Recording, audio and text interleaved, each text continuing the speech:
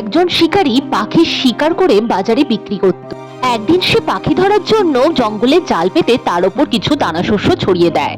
সেই দানাশস্যগুলোকে দেখে পাখিরা খাওয়ার জন্য ঝাঁকে ঝাঁকে সেখানে নেমে আসে এবং দানাশস্যগুলো খেতে থাকে।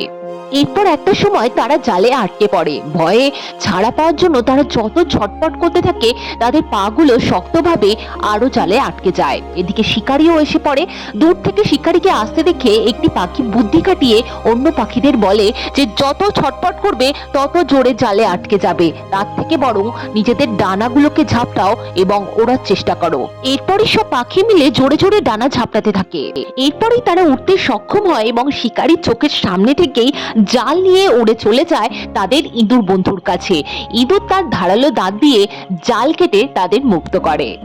এজন্যই বলে, বুদ্ধি থাকলে যে কোনো বিপদ থেকেই মুক্তি পাওয়া যায়।